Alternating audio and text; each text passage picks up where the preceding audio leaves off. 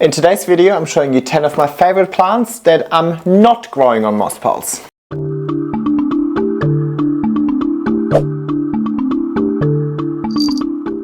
Hey everybody and welcome back to my YouTube channel.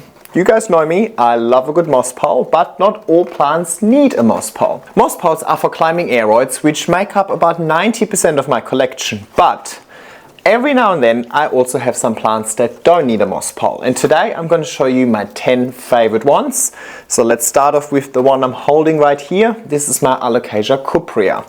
She is an absolute monster by now, and I've had her for 4 years. I'll pop in a photo over here to show you how tiny she was at the beginning. She is in my chunky aeroid mix. Maybe let me take her out of the planter. She is in my normal chunky aeroid mix, as you can see over here, in a 20 centimeter pot. She actually has quite a small root system compared to the size of her leaves.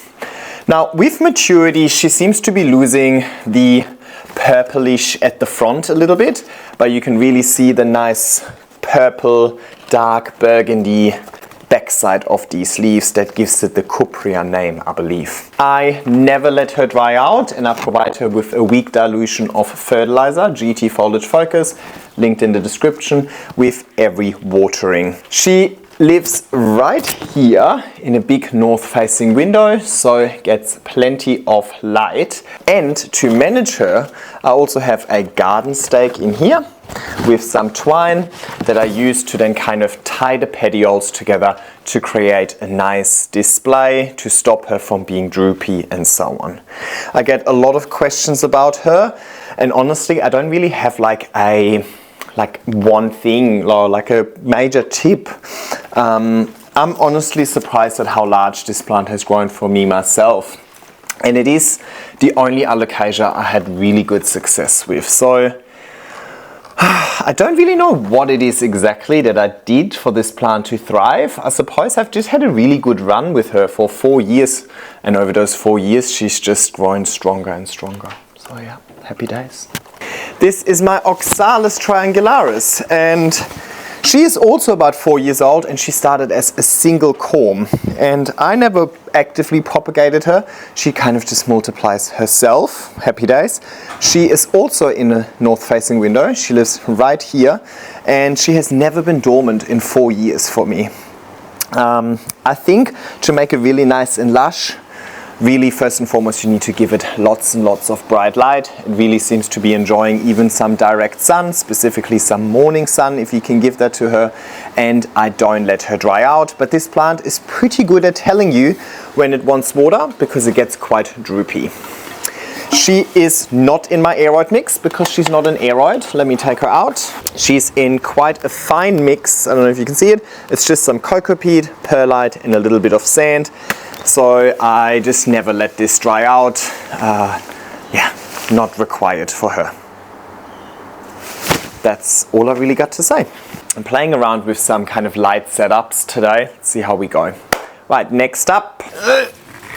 Oh my god! Sorry, I had to go quite far back to get her in frame. Maybe this works better. See how we go. This is Monstera Thai Constellation, and as you can see, I just have her crawling in this pot rather than climbing. But technically she is a climber. You could also grow her on a moss pole if you want to. I've decided not to. This is her newest leaf over here that she's unfurling. Now, I'm not super happy with her because you really need to look at her from this angle, because she is located right here, supported by a grow light that's coming from above. So all of these leaves have started facing up to face the light. I would much rather have the light source coming from the front so that all of the leaves face forward, but I am very challenged with light in this apartment, so this is the best I can do. Not mad at it, but maybe next spring I'll see if I can change the position around for her. See how we go, I don't know. But yeah, really can't complain. She's a really slow grower in my experience. She's not, especially with maturity, she's growing pretty slowly. Could be that I'm not giving her enough light to grow faster, but I'm not complaining. She looks stunning. She doesn't require much work. I water her maybe once a month, honestly. Maybe a little bit more frequent during the warmer season, but at the moment, once a month maximum. So yeah, easy. Alrighty, next up we've got my Anthurium. I call it crazy rubbish. It is a crystallinum hybrid. One moment.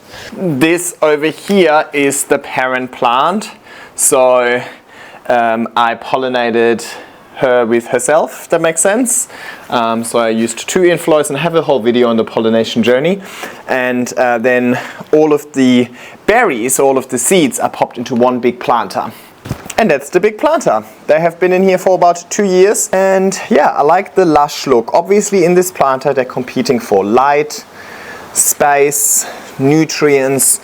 So they're not developing to their full potential, but that is kind of the goal. I just wanted to have a really nice lush display rather than maximizing the size of her. One moment. This is the same plant, but I separated this plant into its own pot maybe a year ago or so. So you can definitely see that with the separation, not competing for space, light, nutrients, water and so on, it grows much faster, much larger, much faster. But that's why, as I mentioned before, it's not necessarily just about how fast it can grow. I really wanted a nice, large, lush display instead. So, but yeah, this is also the crazy rubbish, also not on a moss pole. Now, some of these Anthuriums can be on a moss pole. Now, let's have a look. As you can see, these roots over here that are coming out of the stem, these roots could go into a moss pole, but it's a crystallinum hybrid. These crystallinums climb really, really slowly. So you can see that internodal spacing, so the space between each node is like minuscule. So you could give it a moss pole. It would climb up that moss pole, but it would be really slow. So not really worth the effort in my opinion. So I just put up a little pile of moss on top of the pot. And as the plant grows, I'll just keep mounting more moss on top of it. So not really giving it a moss pole, I'd rather just give it a moss pile, which does the trick.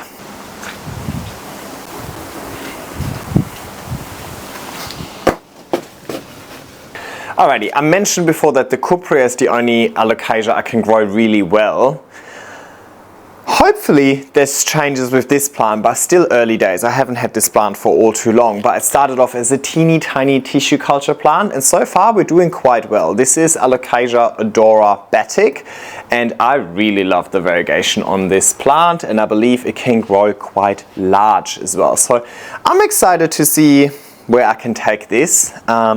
There is a new leaf unfurling over here. So yeah, I haven't had this plant for all too long. I don't think it's been a year. So, so far so good, but I definitely need to give her a little bit more time to learn more about her, but I'm quite excited. This is growing in my greenhouse at the moment, but I'm actually thinking I might put her back inside because it's getting quite cold out there. So yeah, maybe I'll just keep her here while I've got her. Alrighty, can you see me? I think so. This one is a crawling philodendron. This is Philodendron plowmanii. So it just crawls along the surface of the pot, also called terrestrial. And I don't usually have all too much success with them, but this plowmanii is doing quite well. She lives in my greenhouse. She's a bit dusty, to be honest. It's rainy today, so I'm actually just going to put her out in the rain and let the rain wash her thoroughly.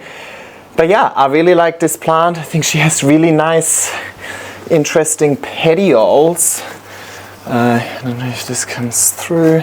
I just have to do it via B-roll. This is hard enough to hold her. When the petioles are young and fresh, they're really cute, and the backside is kind of almost like pinkish when the leaves first emerge as well. So really like this plant. She's definitely seen better days. I mean, I'm not complaining, but these leaves don't look super fresh and exciting anymore. It's kind of coolish out there at this this moment, but it's okay. I'm excited for her to grow some nice leaves in spring again. But yeah, really easy going because it's terrestrial. I have a more water retentive mix for her. Still my aeroid mix, but just a little bit more cocoa peat that retains a little bit more water, and with the increased water retention I also just then have to water less often. So very low effort plant, and yeah, she was in my greenhouse the whole summer long, so she seems to be liking the higher humidity. Sorry, she was just getting a bit heavy. I'm putting her down. So she's at the bottom of the greenhouse where she obviously doesn't get all too much light because there's a bunch of plants above her and trailing that I would be shading her. So in general that also makes sense. As a terrestrial plant that usually grows on the forest floor, they wouldn't be exposed to as much light as a plant that would be climbing up a tree, you know, getting higher up in the canopy. So I think it makes a great houseplant in general. I think terrestrial plants are often grown more successfully indoors because of the lower light requirement. But what I don't like about any of my crawling plants is that they seem to be spider mite magnets. So I never really had a good time growing them indoors, but I have a much better time growing them outdoors instead. Alright, I'll put her in the rain, get her cleaned up by Mother Nature. And I forgot to count. Oh my god, what are we up to? Little bit smaller than the ones before, but still super cute. This is Anthurium luxurians. Also haven't had this for all too long. Should be coming up to around about 1 year soonish. But started off as a teeny tiny tissue culture plant. This plant was kind of just not available in this country for the longest time. Has the most beautiful, well, it was available, but ridiculously expensive. They now come out of tissue culture and are more affordable. So happy days. Love the texture that this plant has. Also love the petioles. It's kind of like square and red. Oh, not square. I don't know what you call this shape, but you know what I mean. You can see that. And when the leaves first emerge, they're honestly just so stunning. So really nice plant. This one lives in my IKEA cabinet with really high humidity, great light from my Soltec growth, and yeah, really can't complain. Again, you can see that this is somewhat of a climber. You can see it kind of climbing up, and then you can see these roots over here. So you could potentially put this on a moss pile, but I'll probably just keep piling more moss on top instead. So moss pile instead of moss pile. Alrighty, another Anthurium in this list, and this one is very different. It's a more strappy Anthurium, Anthurium vittariifolium. I've had this for many years now as well. I do very little for it, and it also doesn't seem to require too much light, which is always great, at least compared to any of my moss pile plants that I give much more light to. You can also see that she has very chunky roots, which means she doesn't mind drying out a little bit more, at least if you compare that to some of these other Anthuriums out there. She has somewhat of a sheen, and there's a few similar strappy looking Anthuriums. This one was the most affordable in Australia, so that's why I've got this one. And it's triple headed, so there's one head here, one head here, and one head here, which makes this really nice lush display. This one actually self-pollinated once for me as well, but I didn't bother actually growing the seeds or anything like that because I just figured I already have 3 of them over here. But it just gives, it's the only strappy leaf Anthurium that I've got in my collection. It just gives some interest and some texture and just something different. So I really like this. Yeah, but not too much to say about it, but I think it's quite an easy plant. Doesn't require too much watering, doesn't require too much light. Seems to be okay with like lower-ish humidities as well, like 50% or something like that, and still thriving. So yeah, I think a really easy grower, but also not super fast, at least for me. And last one, another Anthurium. This one is a mix of forgetii and magnificum. There's actually 2 plants in here, but it started off as one. It self-pupped itself. Self-pupped itself? I don't know if that's a word. You guys know what I mean. I hope. And I also had this for quite some time now. I think it was my second or third Anthurium I've ever had. Started off teeny tiny. I'll see if I can find a photo of it. And it spent the summer in my greenhouse where it was exposed to very high humidity but quite high temperatures.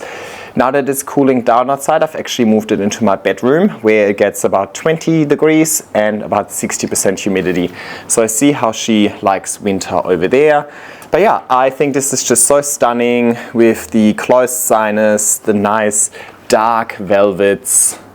Wow, I mean, look at this leaf, just so pretty. And yeah, again, you can kind of see how it's climbing, but it's so slow. All of this climbing in 2 years or 1.5 years or so. So not all too much to do. She is in my chunky aeroid mix.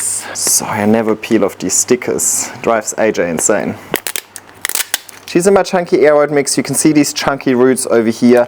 It's actually quite dry. I should really water this. I'll give this a thorough watering now. So yeah. I counted, I think there was 10, but just in case, here's an honorable mention. This is Thaumatophyllum bipinnatifidum. I put the name on screen. I can never pronounce that one. She is also not on a moss pole.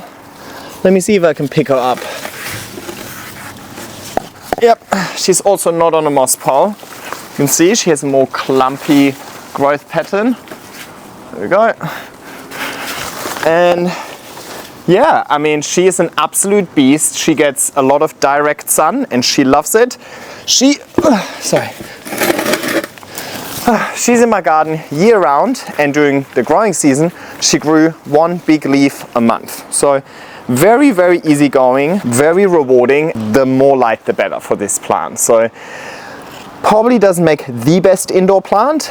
Well, you can have it indoors, but you will not have these ginormous leaves if you grow this indoors. You will just have a lack of light. But if you have a sunny patio or something like that, this one can handle quite a lot of sun. Obviously not like a cactus, but decent. Anyway, that's it. Short and sharp video for you today. Those are 10 of my favorite plants that I don't grow on moss poles, and I hope some of them made it onto your wish list as well. Leave a comment down below letting me know which one out of those 10 is your favorite, and I'll see you in the next video.